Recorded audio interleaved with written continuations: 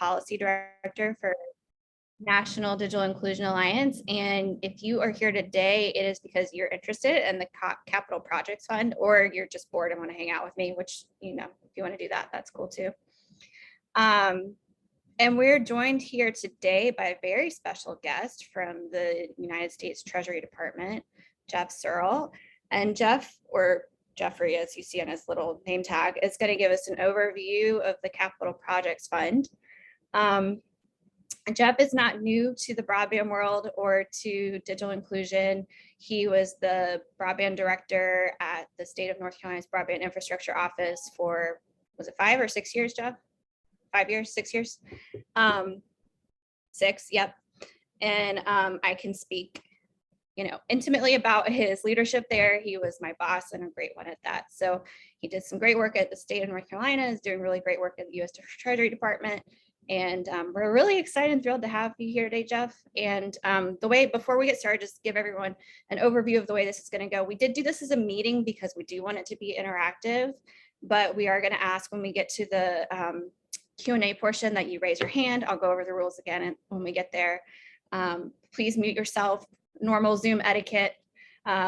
We all know this by now, how to do these things online. So please mute yourself. And once we get to the Q&A, then I will call on people as you raise your hands in order. I expect we'll have lots of questions, but do save your questions until we get to the end of the presentation. Okay, and with that, I'm going to turn it over to Jeff. Jeff, would you like to get started and share your screen? Sure. Yes, I will. Thank you. Good to see everyone this afternoon. I'm going to share my screen here. Thank you for the kind introduction, Amy. I was only a good boss because what I did, my leadership style was laissez-faire, right? I just let Amy do what she does best, and it all worked out. She was phenomenal in the role as our lead on digital equity and inclusion initiatives. I think we were one of the first states to actually try to tackle this issue, and it made great inroads in North Carolina, and I will attribute all of that success to Amy. So, but in the last few months, I've transitioned over to the U.S. Treasury Department to help them stand up one of their American Rescue Plan programs. They were authorized and appropriated $10 billion to distribute to states, territories, and tribes for capital projects investments. So I'm going to go over the program today and give you a flavor of what we're looking for regarding those investments. And then I'm just going to briefly touch on the application process, because I think there's been some misconceptions about who can apply or who the eligible applicants are for this program. So I'll cover that also, just to make that clear. Of course, because we are a federal government agency or department, I have to start with a disclaimer. But just wanted to make sure that you all know where to find the guidance for this program. It's on our website, and I'll post that in the chat, and I'll have a link at the end on the last slide of this presentation. But there on our website, you can find a number of different resources, including the guidance that will give you details and examples of the types of projects that we're looking at and would like to see the states and territories and tribes invest in.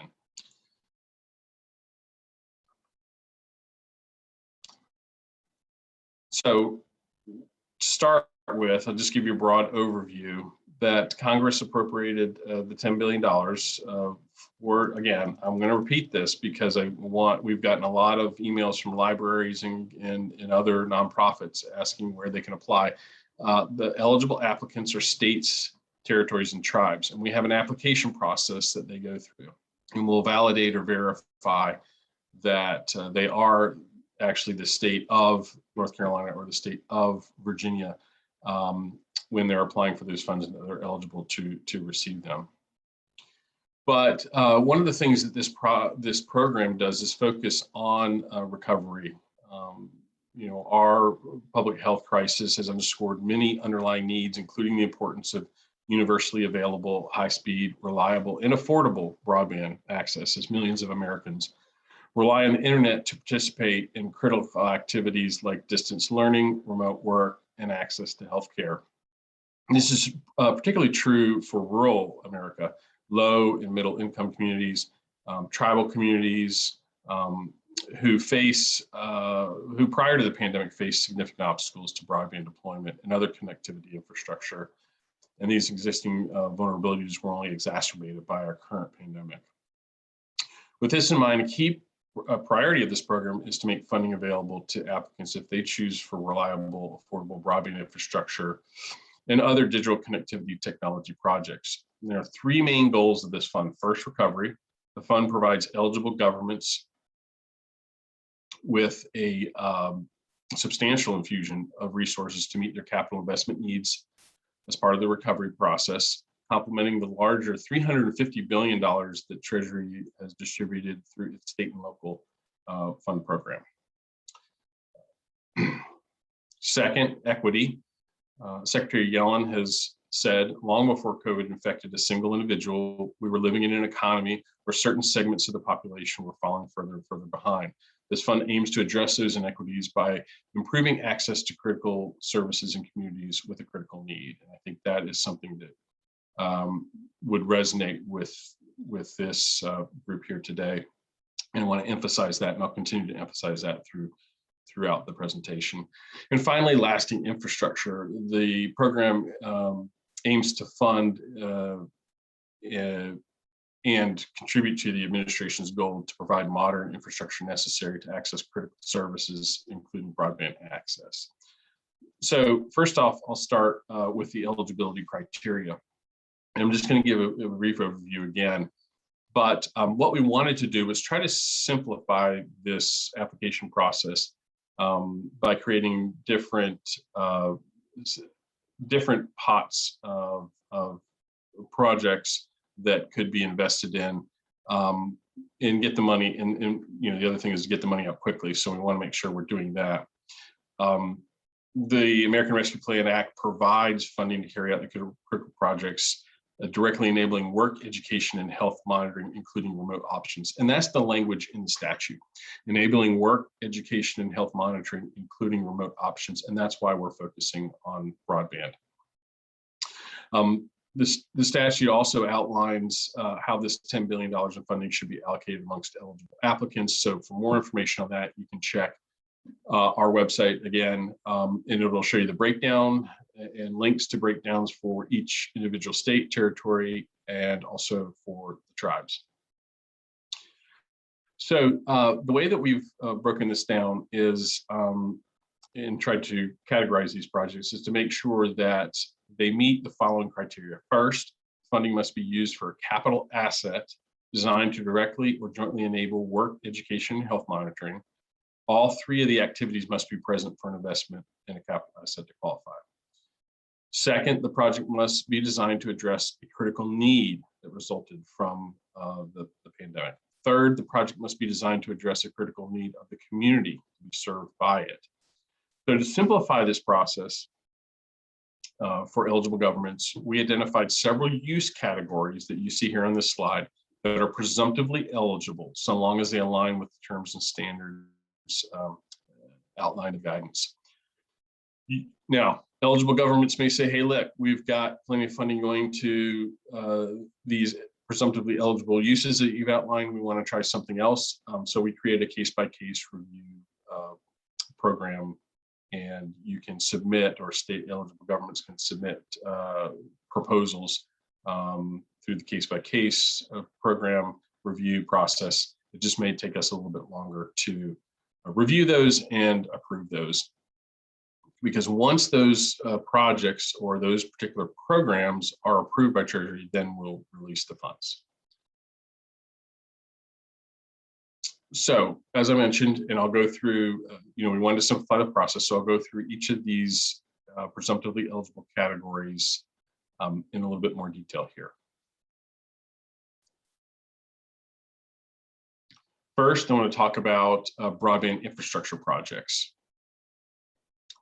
So broadband infrastructure projects are investments in broadband infrastructure projects that meet the standards that I just outlined will be presumptively eligible, meaning that as long as you indicate in the application or the grant plan that you've met the guidelines and you include some information so that we can do some verification about the program that you're proposing to fund, then we're going to move through the process fairly quickly. A couple of key things to note about these broadband infrastructure projects. We encourage investments in areas where there is no reliable wireline speeds, service speeds of 120 megabits per second down and up. And, but we do provide some flexibility for applicants to determine communities with a critical need. So there may be areas that don't meet that threshold where if you can justify a critical need for service or serving those areas, then there could be a project that would be eligible for those areas. Second, projects must be designed to deliver speeds of 100 symmetrical. So you've probably seen this before, language that was similar to the state and local IFR, and something where we have stated and continue to state in the guidance that we have a preference for fiber. And so just want to make sure I state that up front. Now, a couple of key aspects of the program, of the Broadband Infrastructure Project program or bucket that I think you all would be interested in is, one, we require that subrecipients, so if you are a state that has a broadband grant program and you are funding that broadband grant program using capital projects funds, and you are distributing that money to subrecipients, say private providers or local municipal operators that provide broadband service, then those subrecipients must be and accept, must sign up for, register and accept funding or subsidies from the FCC's EBB program. So they must be able to allow their subscribers in that service area to utilize EBB or its successor or whatever, whichever program might take its place. And that's sort of a nod to the infrastructure bill, which I'm sure that you all have been tracking closely. And I know Angela and Amy have been intimately involved in that process. The other important the other important aspect is, or criteria, I'm sorry, is that we encourage a low cost option. So those subscribers in those service areas should be able to access or make them be able to sign up for a low cost option. And we leave that to the states and in the communities that they're working with to decide what that looks like.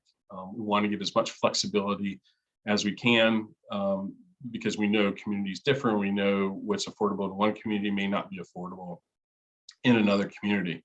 So in the guidance, you'll see that we encourage states and territories and tribes to consult with local communities when they're looking at what the affordability threshold would be for those communities. I think there's probably 3 or 4 lengthy paragraphs in our guidance related to affordability and how states can tailor their programs to make sure that there are affordable components throughout their programs that are funded with capital projects funds. So a few examples that we would consider presumptively eligible would be a high-speed fiber network in a rural area state where providers have historically been hesitant to go because of cost. A fiber municipal broadband network in a low-income urban neighborhood where a majority of residents do not have meaningful access to broadband because the current options are unaffordable. Or a fiber-based Wi-Fi build-out in an affordable housing unit providing high-speed, reliable, or no-cost or low-cost internet to the households living in that facility or building. So again, we're encouraging prioritization on fiber optic infrastructure, a low-cost option, and funding of projects where the networks are owned, operated, and affiliated with local governments, nonprofits, and cooperatives. Next, in our presumptively eligible categories, we have digital connectivity technology projects, which should be of interest to this group. So These funds may be used to purchase or install devices and equipment like laptops or Wi-Fi routers that facilitate robust broadband access that enables work, education, and health monitoring for community members who cannot otherwise afford to access broadband services. Again, we simplified the process to make sure that if we see these types of programs, for example, a short or long-term loan program for libraries to loan out laptops to low-income families, that we will do our best to expedite the approval of these programs and distribute the funding to the recipients as quickly as possible. Now, I do want to touch on something at the bottom of the slide that you'll notice.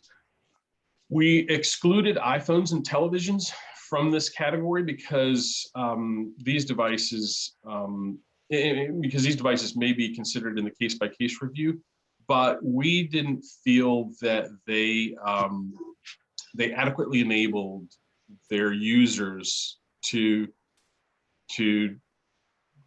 participate in the digital in our digital society, culture, and economy.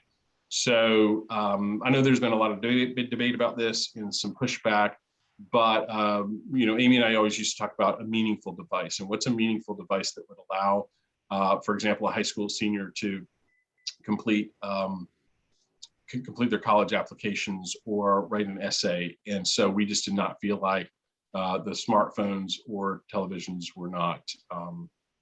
did not fall into this category. So we wanted to discourage their purchase with these funds.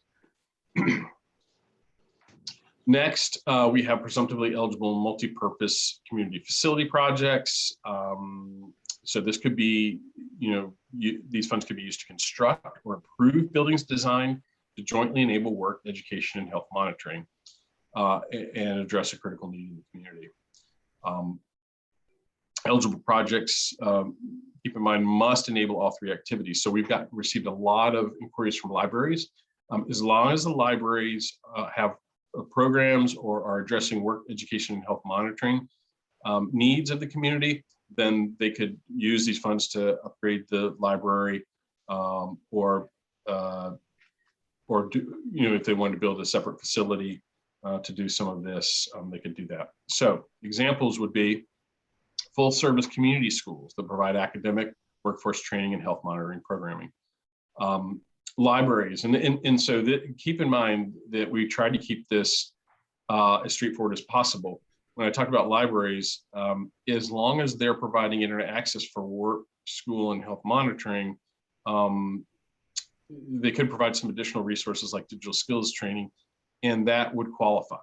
Okay? We don't necessarily, you don't necessarily need to have a nurse on site, or but you do need to make sure that the library is enabling that health monitoring component. A lot of libraries have internet access for work and school, but most have asked questions about the health monitoring piece of it. Or you could fund improvement or construction of a community health center that, in addition to providing the health monitoring, presumably on-site health monitoring, but also offering a remote option, would also include the education and career development opportunities. So let's say that you're not interested in any of those three, which I hope wouldn't be the case. But if the applicant is not, then there's a case-by-case review process. And what we ask you to do is build your program, send us some information, make sure it meets the criteria that we've outlined, meaning that it should invest in a capital asset designed to directly enable work, education, and health monitoring. It must be designed to address a critical need that resulted from COVID, and it must be designed to address a critical need in the community to be served by it. So more details in the guidance about those and what those would look like. But also, before I get off of this subject, I do want to emphasize again, presumptively ineligible uses. Again, nothing is completely off the table, but due to the statutory language and the way that we've interpreted statutory language, we're really focusing on broadband connectivity. Therefore, we are steering away from projects such as highways, bridges, transit system, ports. There are other federal funding mechanisms that address those needs, and there are other federal funding programs that address other broadband type of needs or access needs, and we are happy to point you in the direction of those, or work with you to find out the most relevant program to help out whichever program that you want to fund. Now I'm going to talk just a little bit about the application, as I said, to clear up any confusion that folks may be having around who eligible applicants are. So again, states, territories, or freely associated states. We have set up a multi-part application process that involves two main components. First is what we're calling the application. So in the application, what we want to do, it's a very simple form. It takes probably less than 60 minutes to complete, but we want to establish applicant eligibility. So if you say you're the state of Montana, then we need to make sure that you are the state of Montana. We need to know how much of the allocated amount you want to take. Are you sure you want the full amount that Congress has given you? Some may not, because they just don't have the means to distribute the funding or administer the programs. Designate, we need to know who the point of contact is. And then we need you to sign a grant agreement. So we want to make sure that we have a contract between you and the department. Now, this application, or this part of the application, first phase, if you want to call it that, it is due December 27th, 2021. So we gave everyone approximately 90 days after the application portal opened to get that information to us so that we could verify they are who they say they are. Now, to access the funds, we are requiring eligible recipients and governments to submit a grant plan. Now, applicants will be given access to the grant plan in a few weeks, and after they submit an application, we'll post a template on our website soon. So there will be an additional resource that folks can look at in the coming weeks. So grant plans will include the following: an executive summary that provides an overview of the programs and projects that the eligible government wants to fund, an allocation table showing the broad categories of projects and intended spending on each.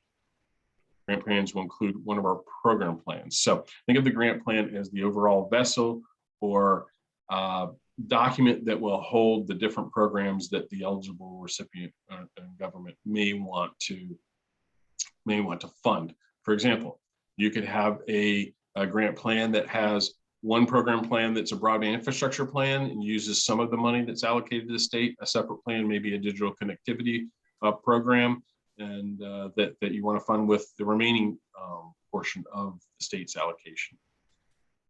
And those will be approved on a rolling basis. So you could submit the broadband infrastructure plan tomorrow, and it could be approved. And later in a few months, you may submit the digital connectivity program, and we'll approve that at the time that you submit it. However, all program plans, so all intended uses of the spending of these funds, must be submitted by September 24th, 2022.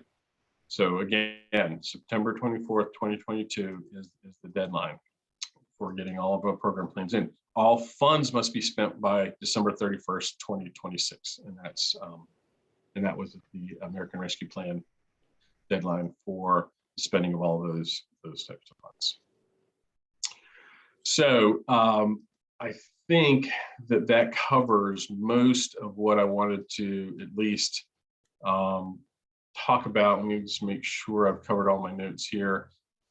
What we can do is we can have a back and forth, some dialogue about some of the things that you all are thinking about or some of your questions. I have put up here on the screen more information about how you can find us. I would encourage you, though, that if you have questions, to work with your local state representatives that are working on this program. It could be a recovery office, it could be the governor's office, it could be the state's broadband office. You may want to direct your questions to them, because we may end up, if we get a question from you about funding for a particular library project, we may end up sending you back to the state, because one unique feature of this program is it's one of the first times federal government funding has come to the states for broadband, and has given states a lot of leeway to spend the money and direct the money to where they know they have critical needs. So there is some flexibility built in. We understand sometimes there's some ambiguity around that, and there's questions, but we do encourage you to be a little bit bold and creative. But again, here's some contact information if you do need some follow-up guidance. Thank you. Thank you, Jeff. That's great. Thank you. Okay, so it looks like you already have some questions in the chat. I'll go through them, and then I would ask anyone else that has further questions, you can either put them in the chat or you can raise your hand, your virtual hand, and then we'll go through in order that I see them. Okay, so the first question I see is from Angela Bennett, and she wants to know, will the requirement that providers have a low-cost, affordable option have a minimum speed offered by the providers? And Angela, if you're still here, do you want to chime in and ask your question? Yes. So I know, like with EBB and these other programs that have been released, for the subsidy, the providers have often offered their low cost, which is usually low speed plans. And so, with this program and, encouraging to providers to offer an affordable, will there be at least minimum speeds required of those affordable plans? So in our guidance, what we're encouraging states to do is to include at least one low-cost option offered at speeds that are sufficient for a household with multiple users to simultaneously telework and engage in remote learning. So you could take that guidance and that language and apply it to your state program and put whichever parameters you would like around that. Now, we encourage, as I mentioned earlier, we encourage consultation with your local communities. So there may be speed thresholds that you have determined because of your research and your engagement with your local communities, and you may want to establish those. We would just want to know, probably in the reporting, performance reporting that comes later, what those look like.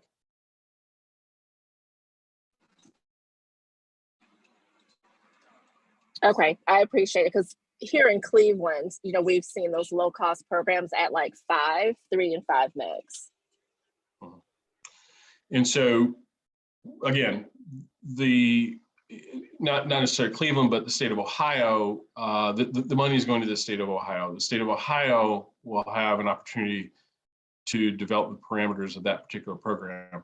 So if we want to call it enforcement or a hammer or what have you, it will be in the hands of the state of Ohio to determine that and enforce those.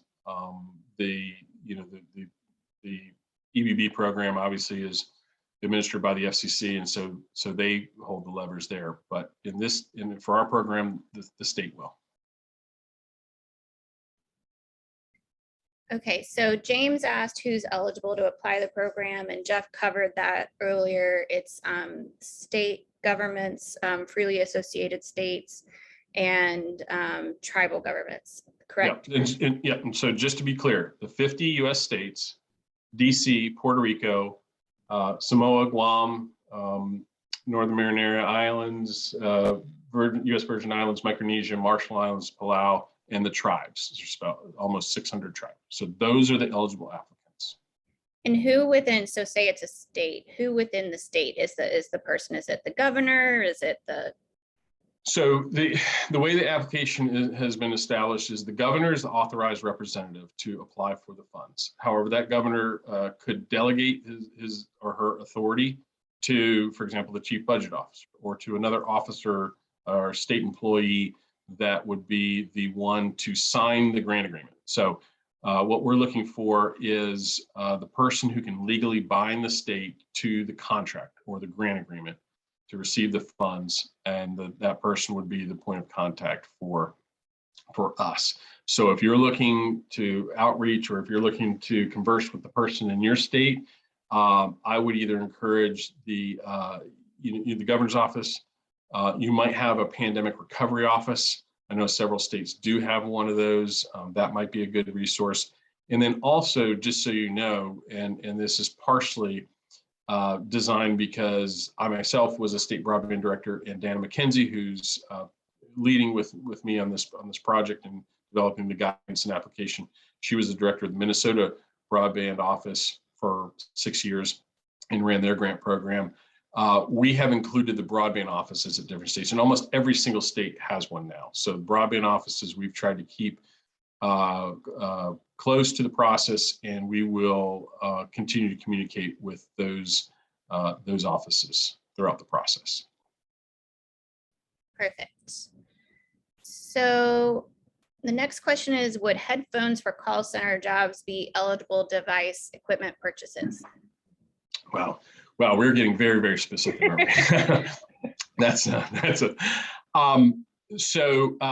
Gosh, I've been warned, we have a lot of lawyers at Treasury, you can imagine, right? So look at the guidance, capital assets, and capital assets are, it's a term of art, that are going to enable those three things that I talked about: health, education, health monitoring, education, and workforce development. So those could qualify, but I think that it's hard for us to answer each individual scenario or each individual project that you may have in mind. But just keep in mind those parameters and criteria. Okay, I'm going to let some of the folks who have their hands raised ask questions, and then I'll get back to the ones in the chat. First, hi Wes, good to see you. Yes, the recording will be distributed, so go ahead and say that. And so that way the presentation will be online. So that's a couple of the questions in the chat. David Keys, you are up first on my screen. Great. Hey there. Thanks for doing this, Jeff. One quick question, a little bit longer question. Just a clarification on tribal eligibility, if it's tribal lands or tribes. And then my other question is, for the December application, what level of detail is required on costs and specifics? So for instance, if a state wanted to support 10,000 units of public housing getting wired and a connectivity project, would they need to identify all those locations for the December application, or would that be subsequent in the program plan material? So yeah, that's a great question. First question on tribes. It's federally recognized tribes, but there are several that are included that may not meet the strict BIA definition. You'd have to look at our website. I was not involved in that process and the determination. There's language in the statute, and then Treasury has a tribal outreach office, and we have someone there that oversees the policy, the allocation in which tribes have been allocated funds. And so you can find more information on the website about exactly which tribes those are. There's close to 600. I don't know the number exactly.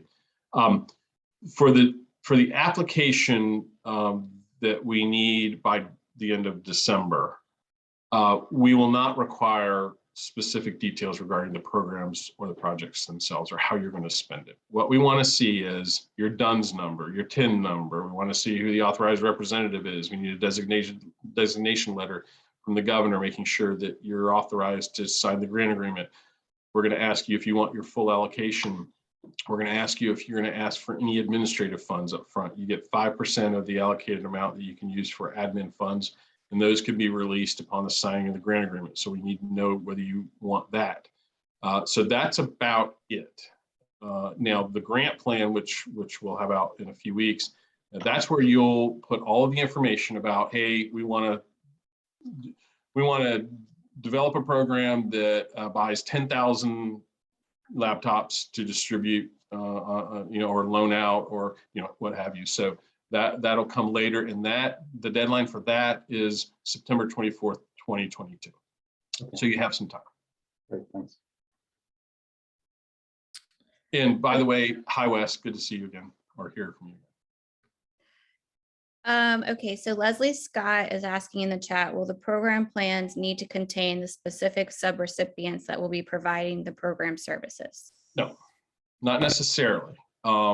So, let's say you have a digital connectivity plan and you say, hey, we have a digital connectivity plan. We want to spend 100 million on devices and other things to connect low-income households across the state, and we are going to have nonprofit XYZ help us with that. That's fine if you want to include that information, but we're more interested in the program itself. And you'll see some of the questions. They're not overly burdensome questions, but it'll be more like, how'd you tell us how you found out the critical need? Did you engage with the community? What types of laptops are you going to distribute? For what purpose? That sort of information. As far as the recipients or subrecipients, we won't be asking necessarily who, but for example, on the broadband infrastructure projects, we'll say in the reporting, not in the grant plan, but on the back end in the reporting, we'll just say, hey, how many households did you connect? How many, what speeds, what kind of technology? So that type of information. We are trying to make this, because this is recovery money, we're trying to make this as streamlined as possible and reduce the administrative burden on the states. Bill Price is asking, can an applicant use the funds in program prep planning for data acquisition, development such as broadband mapping as a component of the overall? Yep. Thanks, Bill. Good to see you again. So yes, there are some funds, and we'll have some clarity or some clarifying language out soon regarding what bucket those fall into, because some folks have been a little confused about, well, data collection, is that an administrative cost or is that a program cost? Because administrative costs are capped at 5% of your allocation. Program costs are not capped, they're part of the program or project. So if you were building out let's say you're a state and you're building out a middle mile network using the funds, and you need to conduct some data collection and mapping to know where to build a network, then that might be a project cost. So it just depends on what you're spending the money on or how you're spending it. There are, and we're anticipating other funding coming from broadband mapping. We're not discouraging you from using the funds if it's needed to complete the project or to facilitate the disbursement of funds through the program, like a broadband infrastructure fund. But we would encourage you to also look at other resources for straight up mapping, for example, if it's not connected to a program or project. Thank you, Jeff. Yep. Okay, Ricky, do you still have a question you'd like to ask? I do. Thank you. So you've answered several questions when you talked about how much control the state has at large. When we're talking about large density of urban areas, low income families, will these funds, for example, cover temporary solutions until fiber is deployed? Because we all know fiber to a subdivision or community of 500 homes can take 3 years. Can we use fixed wireless solutions temporarily funds while we get fiber deployed so we can get families connected? Or do we just keep the void going another 2 to 3 years until the house finally gets connected? So great question, Ricky, thank you.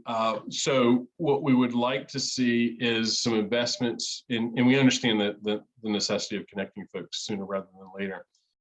There is a provision, if you look closely in the guidance, that talks about connecting to 100 down, 20 up, but being scalable. So we anticipate that there may be phases of a program that would enable funding to make connections, and then there may be a different phase of the program that would increase those speeds, or maybe install technology that would allow for that 100-100 symmetrical. So that's how I would say that. Now, keep in mind that the case-by-case bucket, that might be a great place for the state to propose a program to say, hey, look, here's the issue, and it's impracticable for us to deploy, in a timely fashion. So we would like to use the funds for the following. So that's a place where you could propose something case by case, and we would review that individually.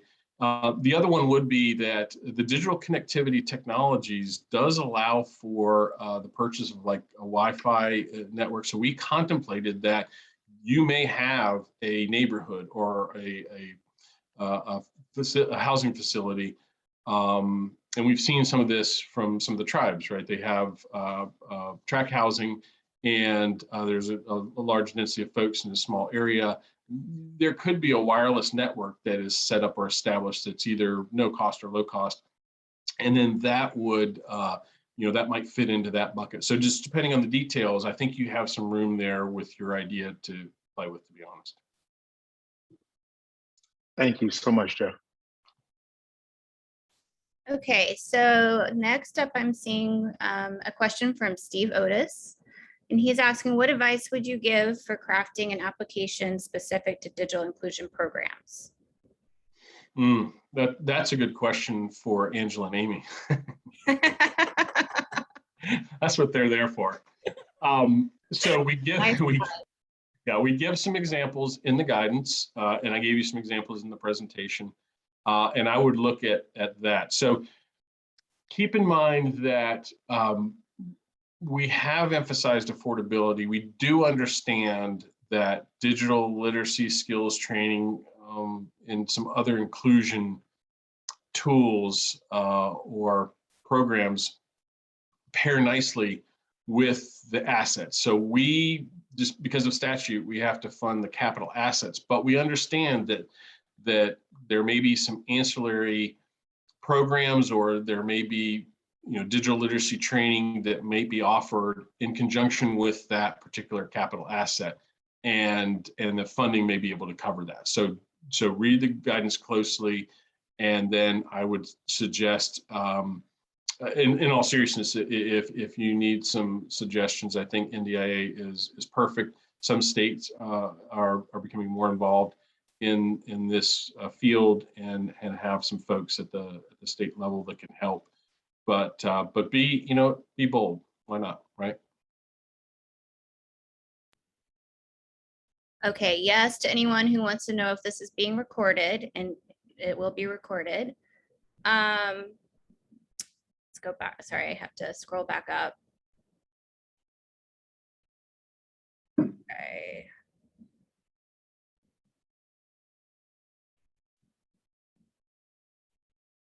Can you restate the date by which the funds need to be expended? December 31st, 2026. And would, I suppose this is sub-granting to libraries or other institutions qualify as having been expended? Yes. So what we want to see, though, is that the subrecipient has spent the funds or obligated the funds, that the program is in place, that they've, let's say it's a library that's purchasing hotspots or laptops, that they've done that. Okay. So Alex is asking how states allocate the funds. How states allocate the funds, or how did we allocate or determine allocations? Says how states allocate the funds.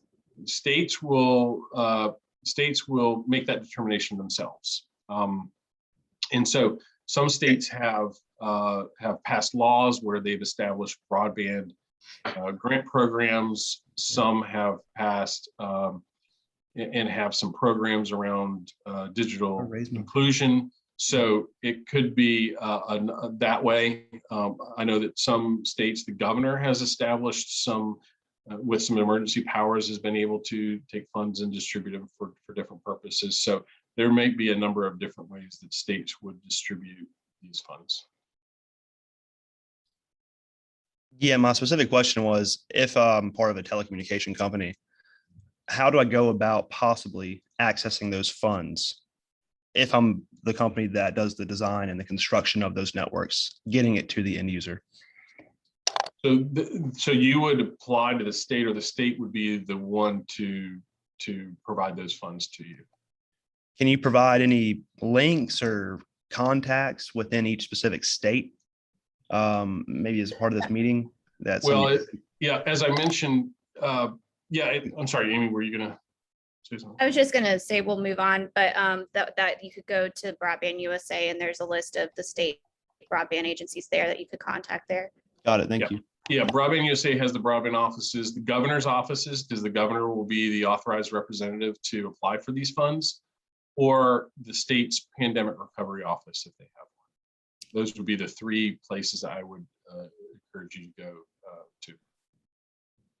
A question I've been having, Jeff, how much will the state houses, the state legislative bodies have to say over how these funds are spent?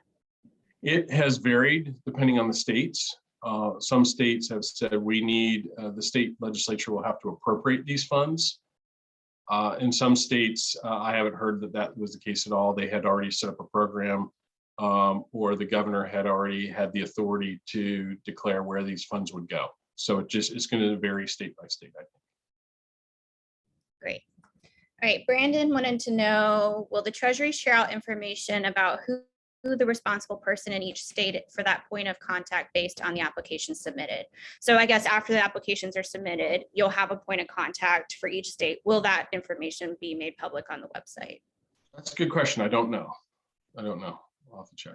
I'm guessing based on what where Brandon's going with this question is from the advocate point of view, people wanting to know who they can contact to advocate and talk about their local programs and advocate for the state investing in those local programs.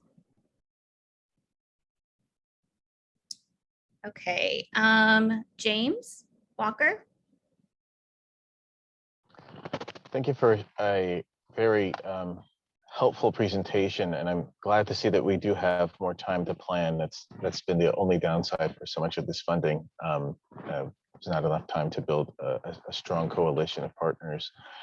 I'm curious about software for two reasons. One, you have people who are using Windows 7 devices, which are no longer supported actively, and they would upgrade, but there's not maybe sufficient resources to get a new computer.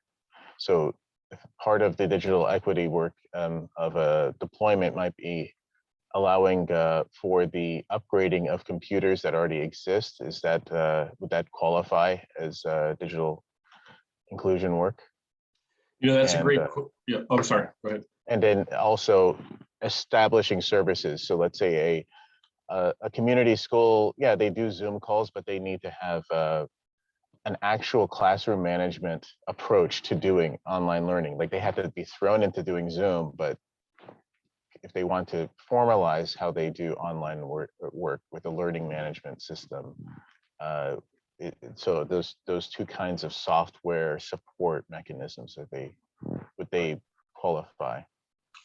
Yeah, those are great questions. On the first one, you know, that might be something that we have to explore, and we have been grappling with that internally, to be honest, because I think there's been some proposals around cybersecurity, which, you know, if it's not associated with the hardware, a lot of times it's, you know, the software or a service that they apply for. So we're working through that. So stay tuned for some additional guidance on that.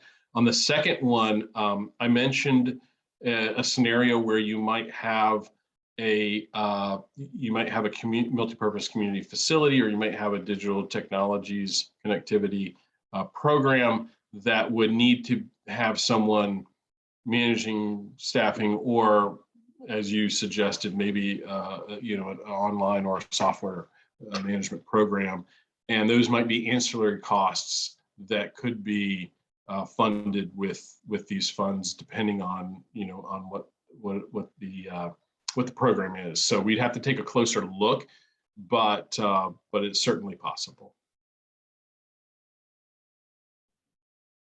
Thank you. Thanks, James. All right, we still have a lot of questions. We'll try to get through them, y'all, but we may not because we only have 7 minutes left. Oh, of course, there it is. Okay, so Olivia's asking, do you have guidance for anchor institutions receiving USF, which is Universal Service Funds, or appropriated FCC COVID relief programs about how to structure a Treasury capital project fund project? We don't have specific guidance along those lines. The guidance is mostly geared towards the recipients themselves and how they need to comply with the criteria, and gives them some examples around uses. So I guess the short answer would be no, but take a look at the guidance and see what what might be helpful when you're talking to the leaders in your state that are going to decide how these funds are distributed. So I'm going to take moderator privilege here. As a former state broadband director, how would you encourage folks from our community or people like from our community to talk to their state broadband offices or the folks in charge of these types of programs? What should they be doing between now and December or now and end of next year to potentially get their projects funded? Yeah, that's a great question, and I think engagement with so most broadband offices will have contact information that you can find on their websites, and so we would receive a lot of times emails from constituents. The other way was through their local elected representatives. We did a lot of work with House and Senate members and constituents that were having issues or that had maybe had nonprofits in their communities. So I would try those avenues. Those might be good ones. I know that most governor's offices have constituent outreach offices, and that might be another resource for you. In the case that a state office isn't willing to meet with a constituent and or isn't open to input from digital inclusion organizations on the ground, do you have any advice for how to work within those boundaries or around those boundaries?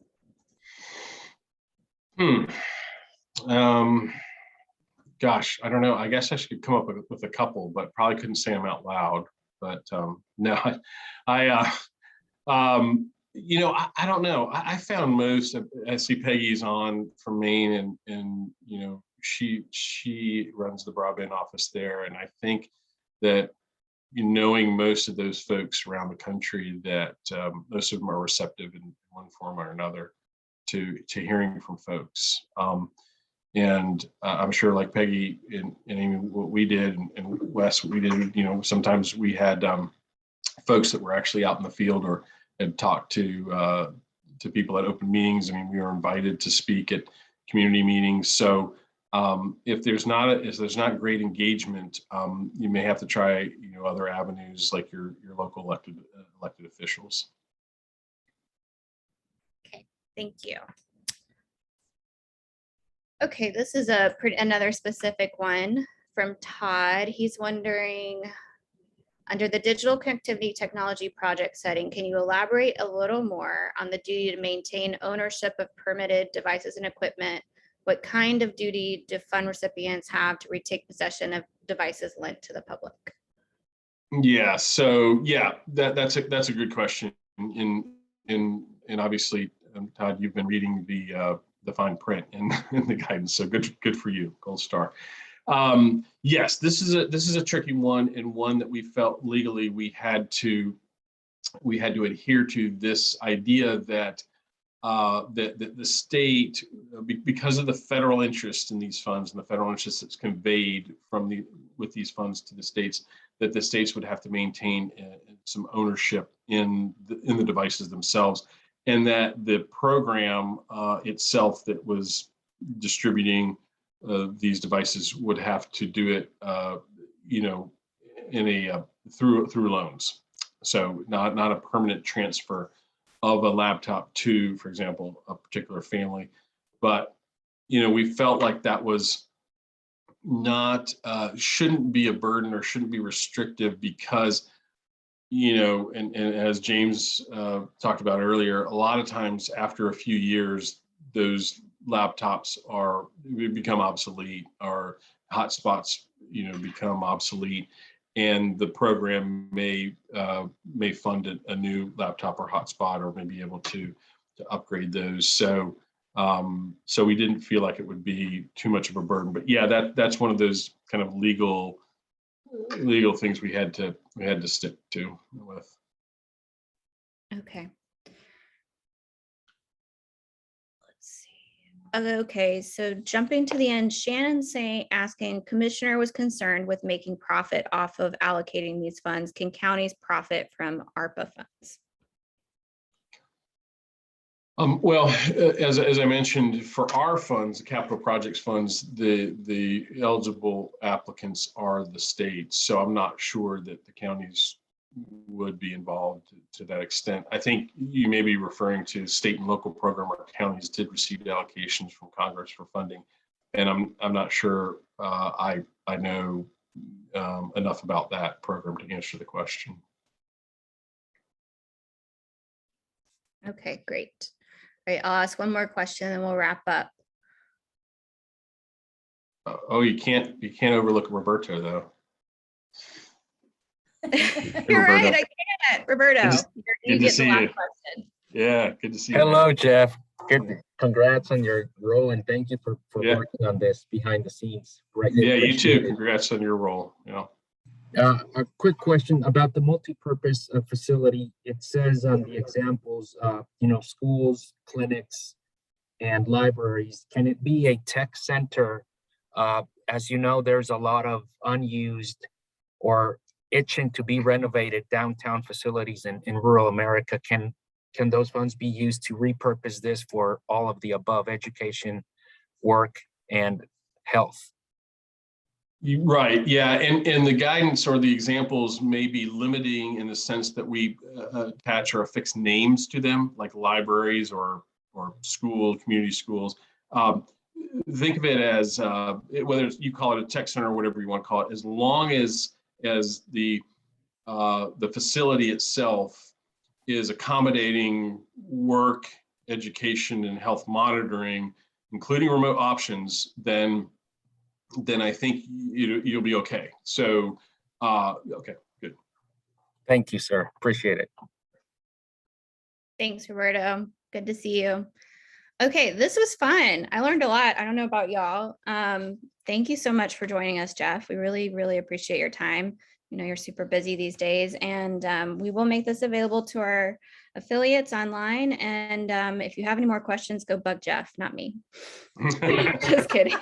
I'm always here for your help. Yeah. Yeah, no, this was a lot of fun. I appreciate everyone spending your afternoon with us. Oh, good to see you, Kelly. I haven't seen you in a while either.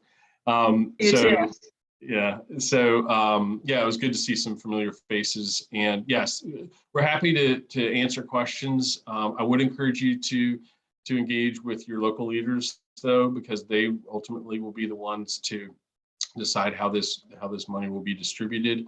But if we can help in any way, just let us know. And again, thank you for your time. All right, with that, I'll let everyone get back to your afternoon. Thank you.